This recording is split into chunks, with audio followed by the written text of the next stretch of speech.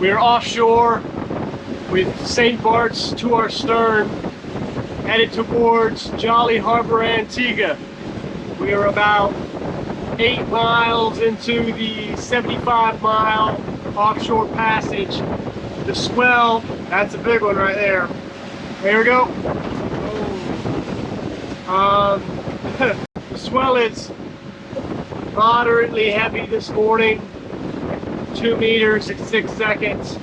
But as the sun comes up and the day progresses, it's supposed to calm down. We're also in relatively shallow water right now. It's about 150 feet for the next few hours. And then it'll drop off to about 1,100 feet for the second half of the trip, which will minimize the effect of the swell. I'm feeling very good. Very happy to be back on the ocean. I wish you guys were here. It's a beautiful morning. It's a cloudy morning, but it's still a cotton candy sky. I mean, look at this.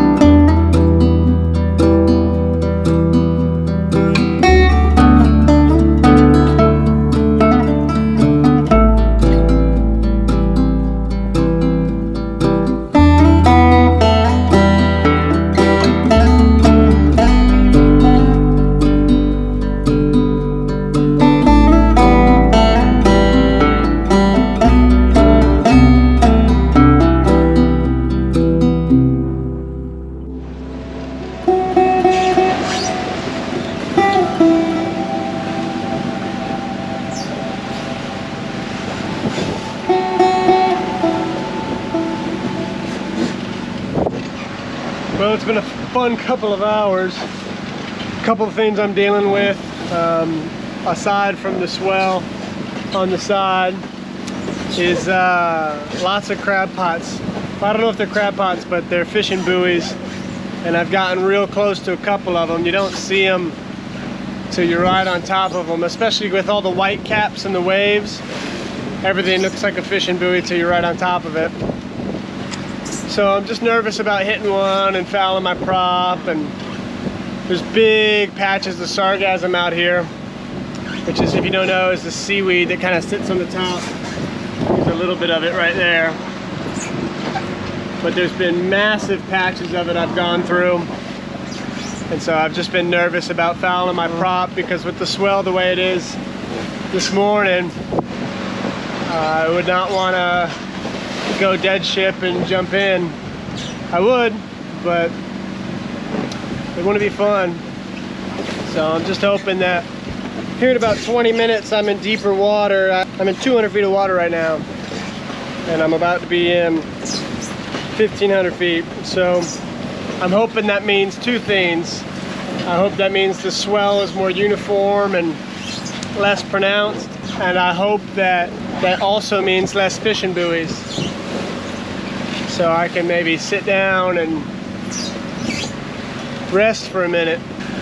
I think it's crazy that a year ago I was thinking to myself, what have I done? I bought a sailboat, I don't know how to sail. And everyone was wondering what the heck I was doing.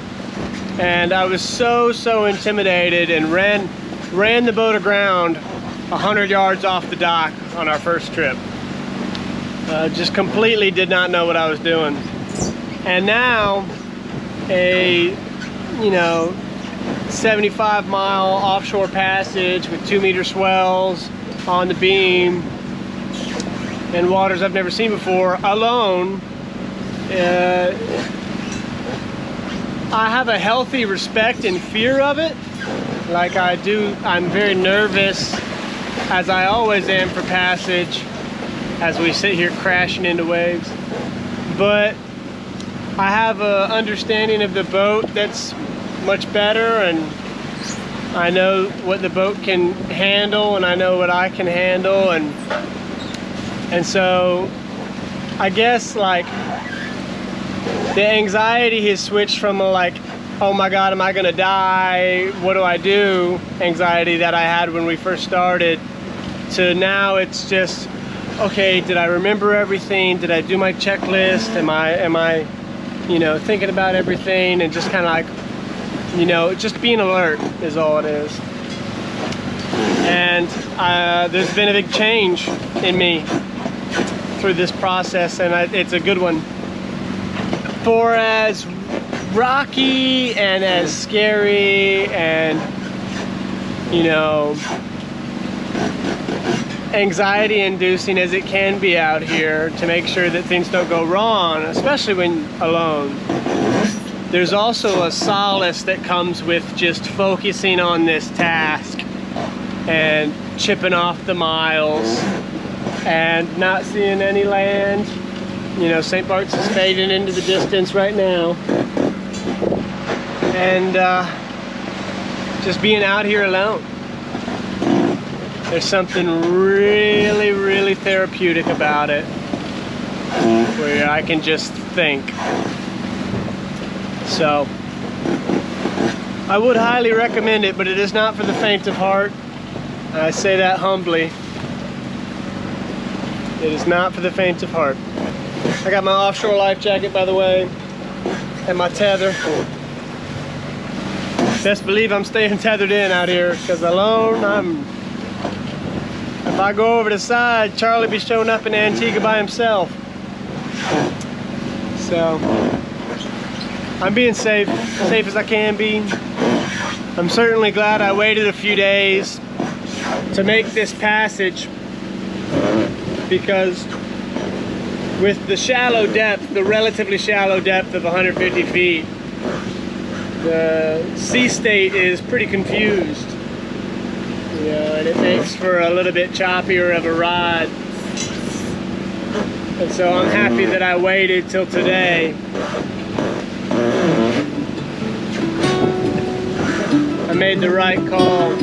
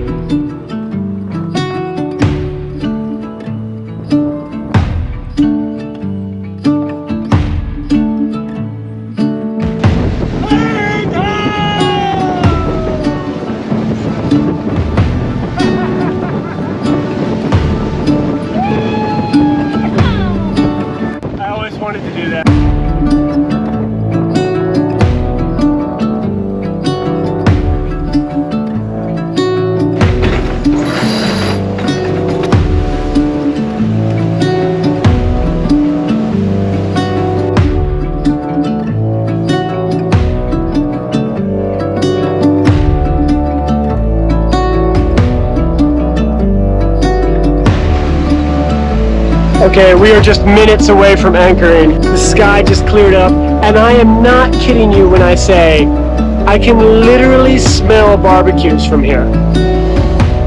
Like I can smell the smoke off barbecues from here. Arriving in a new place just never gets old, baby.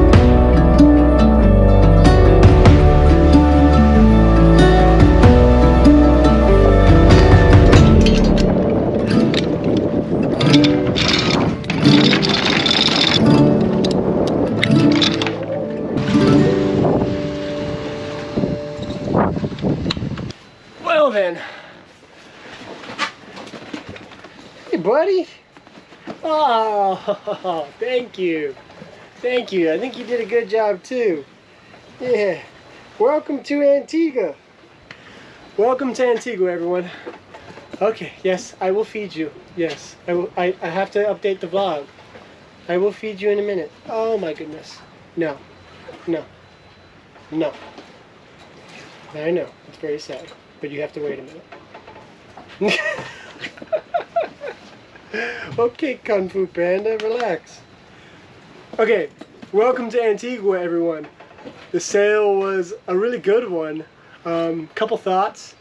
When we were leaving St. Barths and coming around the corner and we encountered some 2-meter swells, 20 knots of wind, I did have a brief moment of thinking, oh my lord, is today going to be a really rough day? But the anxiety comes with just like, I guess, a healthy respect of how quickly things can go wrong out here, and the understanding that I can make mistakes, and, you know, just the desire to be safe. So I had a brief moment of anxiety, but it quickly went away because I was reminded that I'm confident in the hours that I put in studying the weather. I'm confident in the boat. And sure enough, as the day progressed, the weather did exactly what was predicted. It calmed down, and towards the end of the trip, we had a really smooth ride. And, you know, it was a really good day because it started off a little rough and then just got better and better and better and better. We are anchored tonight right outside of Jolly Harbor in a wide open anchorage, no boats around, sand bottom. I planned to come here because I wasn't sure if I was going to make it for sundown, and it's really easy to get into. I don't have to worry about not letting out too much chain. I can let out a bunch of chain. It's protected by swell. It's the perfect overnight anchorage. But I'm not checking in or exploring Jolly Harbor, and there's a few reasons for that. One, I really want to take you guys to English Harbor. I've never been, but from what I've reviewed in my research, it looks amazing. It looks so historic and just picturesque, and the anchorage there is going to be a little bit tight, maybe a challenge to get into, but it looks just next level. I can't wait for tomorrow. But also, Jolly Harbor requires you to dock your vessel at the customs dock. And I just, you know, I don't really want to dock and undock a 51-foot sailboat, you know, single-handed if I don't have to. So I would rather go to English Harbor where I don't have to do that. I can just dinghy myself into the customs office. Charlie can stay aboard. So we're just here for tonight. First thing in the morning, we're going to pick up the hook and move over to English Harbor, where we are going to be doing some exploring of all the historic sites, and I'm going to eat an ungodly amount of street food. Thank you guys so much for joining me for another day of this voyage, and I will see you all tomorrow for picturesque, historic English Harbor.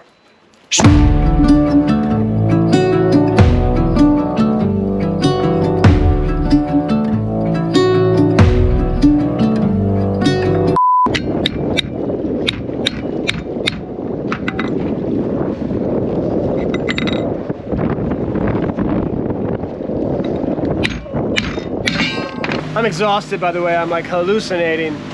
I was sitting here nodding off, kind of, because off in my comfy beanbag, and I like swore I saw a massive like fishing net the size of a football field on top of the water, and I was so sure of it, it scared me. I jumped up and like grabbed the helm, and I was just hallucinating. I've seen 2 boats too that I was hallucinating, like nodding off. So just standing up, you know, moving around, you know, getting the blood pumping, surviving off these right now. By the way, if anyone's wondering how Charlie does offshore, he's so unbothered that I can work all the lines on top of him and he doesn't even, not even phased.